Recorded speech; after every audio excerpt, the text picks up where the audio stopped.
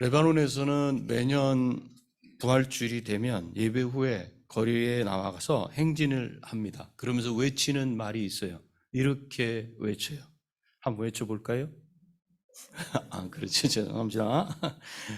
예수알 마시히 깜. 한번 해볼까요? 시작. 예수알 마시히 깜. 그러면 그 밑에는 학간 깜.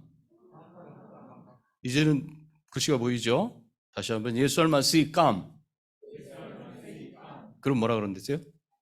학간감 이렇게 말해요. 무슨 뜻이냐면 예수 알마시, 예수 그리스도는 깜에 따르면 살아나셨다, 일어나셨다, 부활하셨다 이런 뜻이에요. 그리고 밑에는 똑같이 깜을 썼어. 일어나셨다 그런데 그 앞에 뭐라고 쓰냐면 학간, 학간. 학간은 무슨 뜻이냐면 정말로, 진실로 이런 뜻이에요. 다시 한번 해볼까요? 예수 알마시 깜, 학간감. 이번엔 제가 위에 걸 말하면 여러분은 뒤에 걸 말하는 거예요. 예수 알마시 깜. 그렇지, 다 됐네 이제. 무슨 뜻인가? 예수 그리스도가 정말 살아나셨다. 맞다, 정말 살아나셨다. 이걸 거리를 다니면서 외쳐요. 그러면 주변에 믿는 사람들은 함께 호응해줘요. 예수 알마시 깜! 그러면 주변에 믿는 사람들은 학간 깜! 이렇게 해줘요. 주변에 있는 사람들을 향해서 예수님이 십자가에서 죽으시고 성경대로 사흘 만에 살아나셨습니다.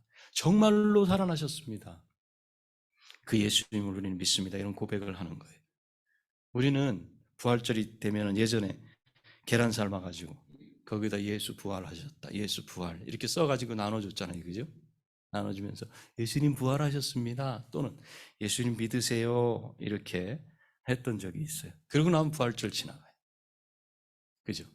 그렇게 한번 하고 나면 부활절이 지나요. 그러면 오늘 우리에게 예수님의 부활은 이렇게 한 번의 외침으로 끝나는 것인가? 우리에게 부활은 도대체 어떤 의미가 있는 것인가? 예수님이 십자가에 죽으시고 부활하신 것이 나하고 무슨 상관이 있는가? 더 나아가서는 기독교에서 말하는 부활은 도대체 무엇을 말하는 것인가? 예수님이 십자가에 죽으시고 성경대로 사흘 만에 살아나신 것이 예수 그리스도를 믿는 나에게 오늘 어떤 의미를 부여하고 있는 것인가? 그 마음을 가지고 내가 거리로 나가서 외치고 달걀을 나누어 주고 있는가? 그 의미가 무엇인지를 오늘 배우기를 원해요. 예수님이 부활 예수님의 부활이 여러분의 삶을 어떻게 바꾸어 주었냐는 거죠. 성경은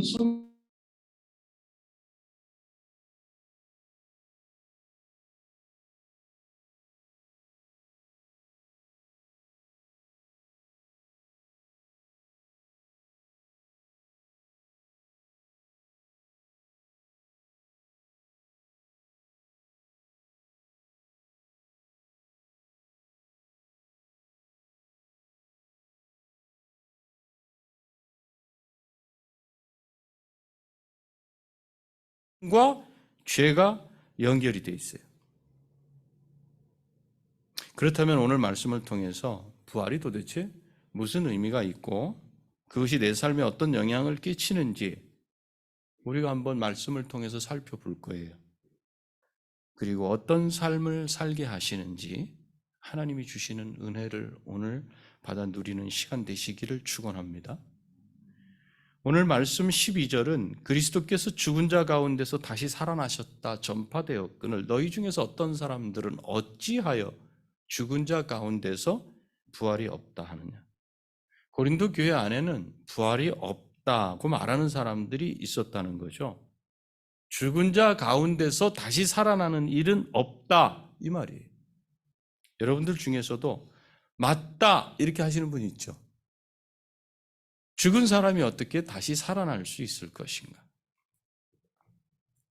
마음속으로 그렇게 답하는 분이 있어요. 또 질문하는 분이 있어요. 죽은 사람이 어떻게 다시 살아날 수 있을까? 오늘 그 답을 얻어가시기 바랍니다. 죽었다가 살아난다는 말은 말 그대로 목숨이 끊어진 상태. 의학적으로 몸이 기능하지 않는 상태, 심장이 펌프질을 더 이상 하지 않는 상태, 의식이 없는 상태. 죽었다고 이렇게 말해요. 그렇기 때문에 죽었다가 살아나는 부활이 없다, 이렇게 말을 할 수 있는 건 우리가 누구든지 할 수 있어요. 왜요? 우리 주변에서 못 봤어, 그런 거. 성경에 죽었다가 살아나는 사람 이야기가 있어요. 그 중에서도 나사로의 이야기는 죽은 사람이 어떻게 살아날 수 있는지를 잘 보여줘요. 나사로 이야기를 잠깐 해볼게요. 예루살렘의 남동쪽 베단이라고 하는 마을에 살고 있었던 예수님의 사랑을 받는 가족이 있었어요. 그 가족에는 마리아, 마르다, 그리고 나사로가 있었어요. 그런데 나사로가 병이 들어 죽게 됐어요. 마침 그때 예수님이 거기 안 계셨어요. 그렇지만 나사로가 병들었다는 소식을 전했고 예수님은 바로 오시지 않았어요. 이틀이나 더 계셨어요, 거기서. 그리고 나중에 나사로의 집에 예수님이 오셨을 때는 나사로가 죽은 지, 그래서 장사 지낸 지 나흘이나 지난 때였어요. 무덤에서는 냄새가 나고 있었어요. 냄새는 무슨 냄새? 시체가 썩는 냄새, 구더기가 파먹는 그 상태가 됐어요. 그때 예수님이 오셔서 무덤을 막고 있었던 돌을 옮겨 놓으라 그러죠. 사람들이 어떻게 생각했겠어요? 나는 지금 시체가 썩어서 냄새가 나는데 이걸 살릴 수 있단 말이야? 무슨 일을 하시려는 거지? 이렇게 생각했어요. 들어가셔서 마지막 인사를 하시려는 건가? 이렇게 생각했을 수 있어요. 돌을 옮겨 놓으라고 말씀하시면서 큰 소리로 이렇게 말씀하십니다. 나사로야, 나오라. 어떻게 됐겠어요, 여러분? 그러자 죽은 나사로가 걸어 나오는 거예요. 그런데 손과 발이 천으로 묶여 있어요, 이렇게. 그리고 얼굴은 수건으로 덮여 있어. 상상을 해보세요. 깜짝 놀라서 넘어지지 않았겠어요? 그때 예수님이 두 번째 명령을 내리십니다. 풀어 놓아 다니게 하라.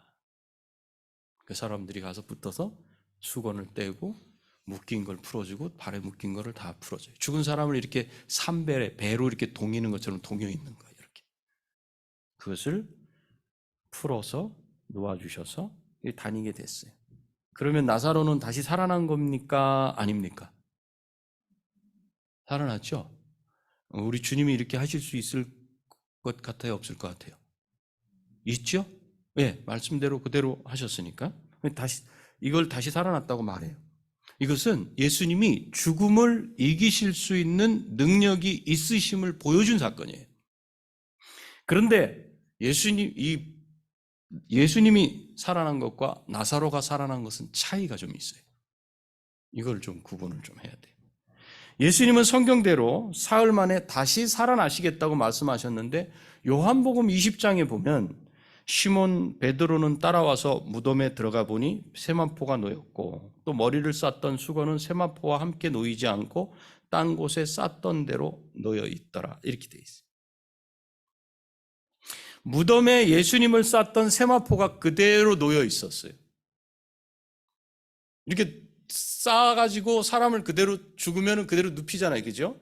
눕혀 있는 그 상태대로 세마포가 거기 그대로 있었다. 이렇게 설명하고 있어요. 그러니까 세마포가 그대로 있었다는 건 예수님이 살아나셨는데 나사로와 같아요, 달라요? 뭐가 다른 거죠? 나사로는 묶인 채로, 예수님은 그것을 뚫고. 구분이 좀 되시죠? 예수님은 세마포가 묶인 거를 그냥 그걸 통과해 갖고 일어나셨다는 거예요.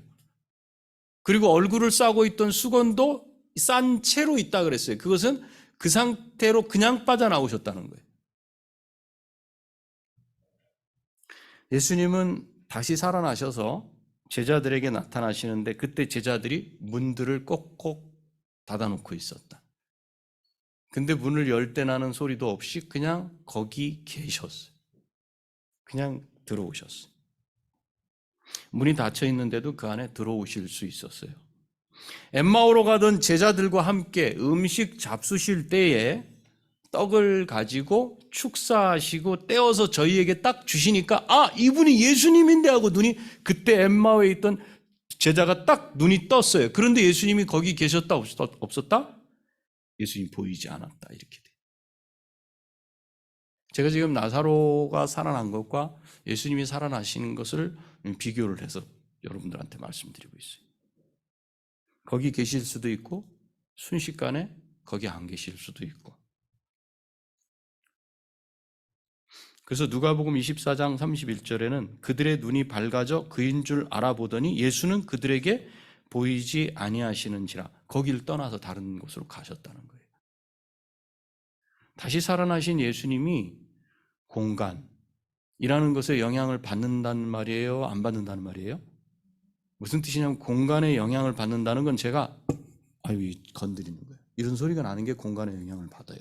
그러나 제가 손으로 이걸 쳤음에도 아무 소리가 안 나요. 제가 이걸 제 손으로 가는데 이 녀석이 저를 막지 못했다는 거예요. 근데 공간에 영향을 받았던 나사로는 옷이 쌓여 있었어요. 배로. 그래서 그걸 풀어줘야만 했어. 근데 예수님은 배로 쌓여 있지만 그걸 그냥 뚫고 나오시고 문이 닫혀 있지만 여기도 계시고 또 저기도 계시고 그러실 수 있는 상태로 되었다는 거예요. 그리고 나사로는 다시 죽었어요? 안 죽었어요? 성경에 나오지 않지만 그는 그렇게 살다가 다시 죽었겠어요? 안 죽었겠어요? 다시 죽었죠. 근데 예수님은 다시 죽으셨어요? 안 죽으셨어요? 증거를 누가복음 24장 50절 51절은 예수께서 그들을 데리고 베다니 앞까지 나가사 손을 들어 그들에게 축복하시더니 축복하실 때 그들을 떠나 하늘로 올라가시니 이렇게 죽지 않고 올라가셨어요. 그래서 나사로는 부활한 것이 아니라 예수님이 죽음을 이기실 능력이 있음을 나사로를 살리심으로 보여주셨어요. 그래서 이것을 어떤 분은 이렇게 말해요. 부활이 아니라 이것은 복원이다. 복원.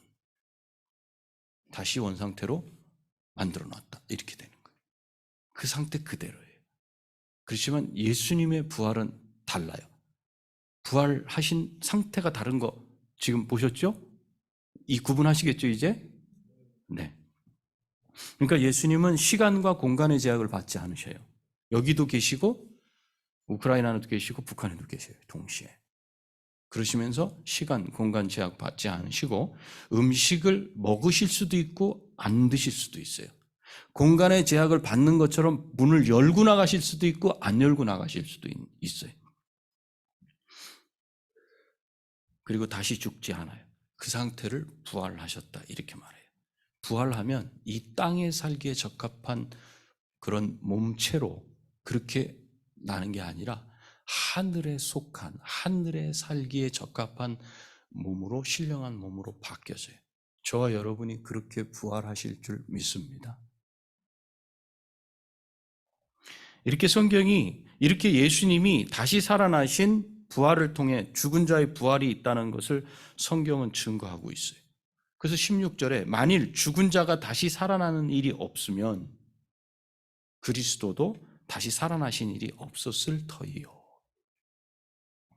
우리는 예수님이 다시 살아나신 것을 말씀을 통해서 역사적인 사실임을 보았어요. 그렇다면 여러분은 예수님이 부활하셨다는 것을 믿습니까? 그러면 답해야 돼요. 예수 알마시감. 그렇죠. 학간감 이렇게 해야죠. 이걸 근거로 그렇게 대답하는 거예요, 그 사람들은. 그래서 무슬림들 앞에서 예수님이 죽지 않으시고 십자가에서 그냥 바꿔치기 하고 그냥 올라가셨다고 말하는 그들을 향해서 예수님은 죽었다. 그리고 확실히 부활하셨다. 이걸 이 마음으로 전하는 거예요. 만일 이 예수님 부활이 그래도 그게 어떻게 믿어져. 이렇게 하는 분을 위해서 어떤 목사님 이렇게 말해요. 종교에 관심을 끊고 삶에 열중하라. 기회가 있을 때 스스로의 삶을 즐기라. 만약에 이 부활이 그래도 믿어지지 않는다면 종교에 관심 끊으래요. 즉 무슨 뜻이냐? 이 부활이 그래도 믿어지지 않는다면 여러분은 종교 생활을 하고 계시니까 그거 관심 끊으시고 삶 즐기세요. 그냥 이렇게 하는 거예요. 왜? 그 사람의 마지막이 가까워오고 있으니까 남은 인생을 종교 활동하지 말고 삶을 끊어라. 제임스 몽고메리 보이스 목사님이 하신 말씀이에요. 그렇다면 이 부활이 내게 어떤 의미가 있는가? 역시 나한테 어떤 의미가 있어요? 죽은 자가 다시 살아난다는 것을, 예수 그리스도가 살아나신 것을 통해서 믿을 수 있겠는데, 그러면 다시 살아나는 것이 예수 그리스도를 믿는 나에게는 어떤 의미가 있지? 그게 나하고 무슨 상관이야? 이런 질문을 던질 수 있죠. 몇 가지가 있어요. 첫 번째, 따라해 보세요. 내 믿음을 바로 세워줍니다. 고린도전서 15장 17절에 이런 말씀이 있어요. 그리스도께서 다시 살아나신 일이 없으면 너희의 믿음도 헛되고 너희가 여전히 죄 가운데 있을 것이요. 실제로 예수님이 죽으시고 부활하심으로 사망을 이기셨습니다. 그래서 믿는 자에게는 이제 더 이상 죽음과 죄가 영향을 미치지 못해요. 즉 죽음을 이기지 못한다면 그것은 우리의 죄 문제가 해결되지 않았다는 증거이기 때문에 우리의 믿음은 그건 꽝이라, 헛된 것이 된다. 나는 여전히 하나님의 진노 아래 놓이게 된다. 그러면 믿음을 가지고 먼저 죽은 신자들, 순교하고 핍박, 박해를 받았던 그 신자들은 망했다, 이렇게 말하는 거예요. 그걸 보고 그들은 망했다. 그리고 여지껏 예수님처럼 살려고 용서하고 사랑하고 참고 누르고 견디고 그렇게 해온 모든 인생은 불쌍하게 된다는 말이에요. 그래서 예수님의 부활은 내 믿음을 세워주는 기둥이 돼요. 그래서 고린도전서 지금 15장 55절 이하에 이렇게 말씀이 되어 있어요. 사망아, 너의 승리가 어디 있느냐? 사망아, 내가 쏘는 것이 어디 있느냐? 사망이 쏘는 것은 죄요, 죄의 권능은 율법이라. 우리 주 예수 그리스도로 말미암아 우리에게 승리를 주시는 하나님께 감사하노니. 이렇게 고백해. 무슨 뜻이냐? 죽음이 쏜 화살. 죽음은 화살을 쏘는데 그 화살이 뭔가? 죄라는 화살을 쏴요. 우리는 거기 맞았어. 그래서 뭘 두려워해요? 죽음을 두려워하면서 살게 돼. 그리고 율법을 지키지 못하는 것에 대한 그 책망, 그 책임이 이 죄에게 권세와 파괴력을 줬어요. 그래서 우리가 그 지키지 못하는 것 때문에 항상 주눅이 들고 힘들어. 거기에 매여서 살게 돼. 지금 그 얘기. 그러나 생명이신 예수 그리스도의 단 한 번의 십자가의 승리로 말미암아 과거와 현재와 미래의 이 죄라는 놈이 죽어버린 거예요. 우리는 거기로부터 빠져나오게 됐어요. 그래서 우리 죽었어요. 우리는 예수 그리스도를 믿는다는 건 이제 죽었다는 거예요. 다시 그리스도 안에서 다시 살아났다는 거예요. 그리스도께서 부활하실 때 나도 역시 부활된 새 생명을 갖게 됐다. 그래서 죄와는 이제는 결별하게 된 거예요. 이건 모두가 우리 주 예수 그리스도의 선물이에요. 그렇기 때문에 우리는 하나님께 감사할 수 있는 거예요. 그래서 부활은 내 믿음을 견고하게 세워지는 기둥이에요. 내가 부활을 못 믿겠다. 그러면 내 믿음 없다. 이거하고 똑같아요. 둘째로 부활은 삶의 변화를 주었습니다. 제자들은 두려움 때문에 예수님이 붙잡히셨을 때 다 도망갔어요. 그리고 끝까지 가겠다고 자기 입으로 나는 죽는 데까지 가겠다고 했던 베드로도 예수님 면전에서 3번이나 예수님을 부인했어요. 그 마지막엔 저주하면서 예수님을 부인했어요. 그런데 부활하신 예수님을 만난 이후에 제자들은 꼭꼭 걸어 잠궜던 무서움 때문에, 두려움 때문에, 사람들이 무서워, 잡힐까 봐 무서워, 죽을까 봐 두려워, 그들이 그 문을 열어 제치고 예수님 안에 죽은 자의 부활이 있다고 가르치고, 그래서 믿는 사람이 아주 많아졌어요. 그리고 붙잡혀서 감옥에 갔어요. 다시는 예수의 이름으로 그렇게 전하지 말어. 그랬을 때 그들이 사도행전 4장 20절에 우리는 보고 들은 것을 말하지 아니할 수 없다, 이렇게 외쳐. 감옥에 있으면서 죽음이 눈앞에 있는데 사람이 바뀌어진 거예요. 이렇게 변화된 거예요. 그리고 믿는 사람들이 자기 재물을 조금이라도 이건 내 거야 아끼지 않고 필요한 대로, 내가 낼 수 있는 대로 내서 함께 통용하며 이렇게 살게 됐어요. 삶이 바뀌었어요. 자기 중심의 삶이 이제 이타적인 삶으로, 다른 사람을 향한 삶으로 바뀌어졌어요. 이것은 부활로 인한 삶의 변화예요. 여러분 안에 변화가 생겼다면 그것은 부활로 인한 것이다. 세 번째로 한번 읽어볼까요? 부활은 내 수고가 하나님 앞에서 헛되지 않게 합니다. 고린도전서 15장 58절입니다. 그러므로 나의 사랑하는 형제자매 여러분, 굳게 서서 흔들리지 말고 주님의 일을 더욱 많이 하십시오. 여러분이 아는 대로 여러분의 수고가 주님 안에서 헛되지 않습니다. 부활신앙은요, 부활을 믿는 사람은 이제 그 수고가 하나님 안에서 헛되지 않다는 걸 알아요.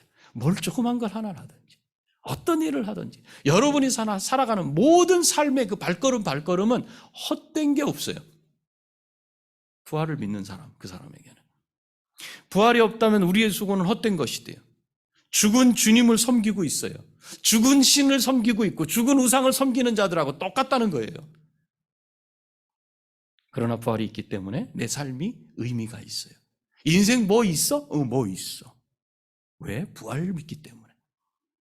그 누구도 아무것도 여러분을 흔들지 못하게 하셔야 돼요. 그렇기 때문에. 그 어떤 것에 의해서도 흔들리지 마세요. 여러분 한 걸음 내디디면 그것이 하나님 앞에 다 의미 있는 게 되고 하나님께서 기억하시는 일이 되고 헛되지 않아요. 대단하죠? 여러분이 뭔가를 하는데 그게 헛된 일이 아니라는 거예요.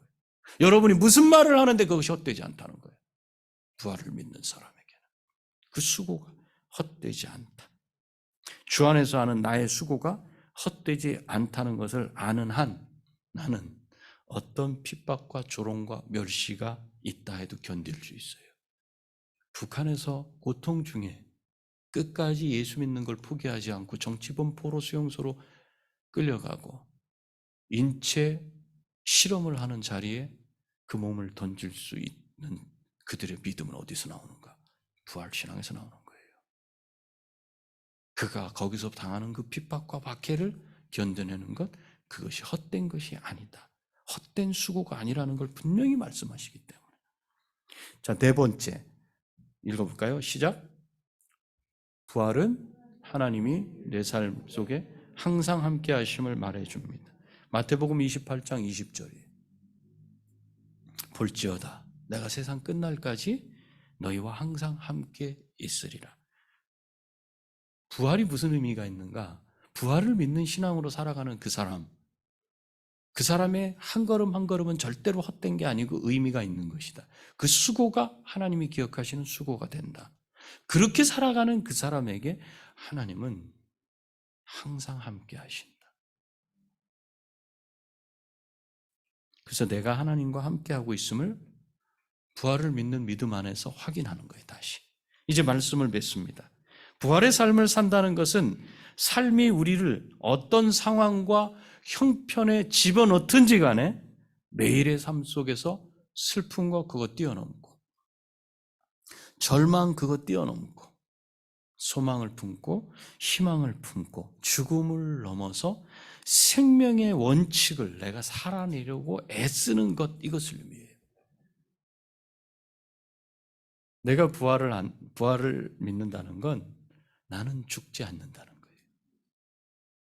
이 몸이 나사로의 몸에서 예수님의 몸으로 변화되고 내가 예수님 오실 때까지 죽지 않는다면 영원히 나는 몸이 변화된 상태로 살아가요.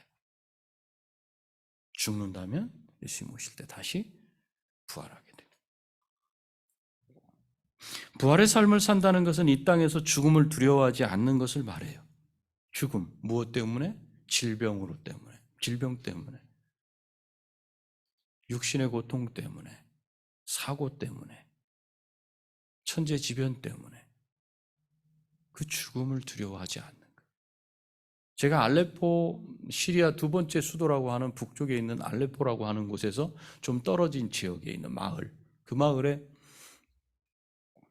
그 무슬림 극단주의자들이 거기 들어가서 거기 마을 촌장, 그분을 붙잡고, 그분이 예수님 믿는 가족이었어요. 그분의 자녀들을 그 촌장 앞에서 부인해라, 예수를. 부인하면 살려주겠다. 부인하지 않으면 어떻게 하겠다. 그래서 그 자녀의 이 배를 산채로 해하고 그 속에서 꺼내서 그걸 잘근잘근 자르는 그 일을 했는데 그 촌장이 부인하지 않았어요. 그러자 그의 딸을 보는 자리에서 나쁜 짓을 했어요. 그래도 부인하지 않았어요. 이 소식을 제가 사는 때, 제가 레바논에 있을 때 그 소식이 중동 전역에 퍼졌어요. 왜 그럴 수 있었나? 왜 그럴 수 있는가? 죽음이 두렵지 않기 때문에 그래요. 이 부활 신앙을 갖고 있었기 때문에 그래요. 요즘의 미디어 매체는 기독교를 폄하해요. 공격하는 것이 이제는 도를 넘어섰어요. 그럴 때 여러분이 기독교인임을 숨기지 마시기 바랍니다. 그때 여러분들은 움츠러들면 안 돼요. 어디 가서 나는 믿지 않는다고, 어디 가서 특별히 내가 누굴 믿는다고 얘기할 필요가 있겠어? 얘기하세요. 욕 다 들으세요. 그리고 반박하지 마세요. 그러나 반대편엔 서지 마세요.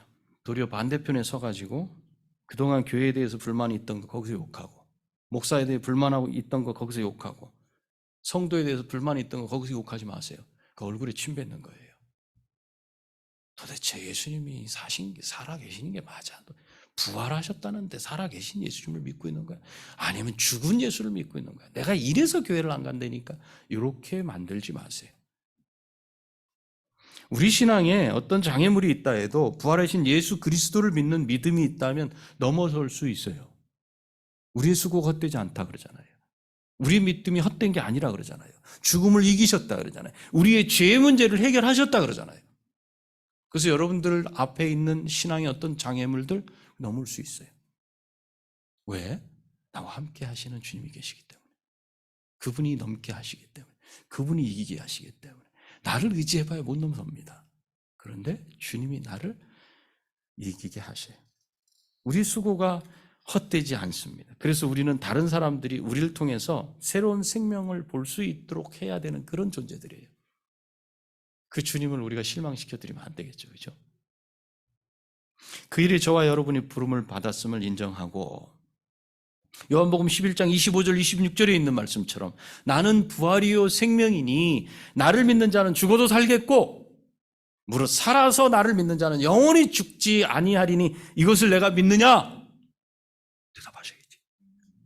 이것을 내가 믿느냐? 이것을 아멘으로 답하면서 내가 부활할 것을 소망하면서 지금 이 땅에서의 그 고통 금방 끝납니다. 끝까지 우리의 수고가 헛되지 않은 내 한 걸음 한 걸음이 가치 있는 걸음, 내 말 한마디 한마디가 가치 있는 말이야. 그것을 우리 주님이 가치 있게 여겨주시는데 그 주님 앞에 우리 주님 만날 때까지 부활할 것을 소망하며 믿음으로 사시는 여러분이 다 되시기를 축원합니다. 기도하시겠습니다. 우리 기도할 때에 내가 부활을 소망하게 하시옵소서. 그리고 그 헌신, 그 수고를 우리 주님 다 기억하신다고 하시는데 헛된 게 아니라고 하셨는데 그렇다면 이제 주의 일에 어떤 작은 일이든 큰 일이든 헌신하며 고통스러우면 눈물로 하나님 앞에 호소하며 이 길을 걸어가겠습니다. 우리 한번 같이 고백하겠습니다. 주님, 우리가 부활을 소망합니다. 믿음의 삶을 살 수 있도록 하나님 주시옵소서. 이 변화된 삶으로 주의 일에 헌신하며 살 수 있도록 붙잡아 주님 주시는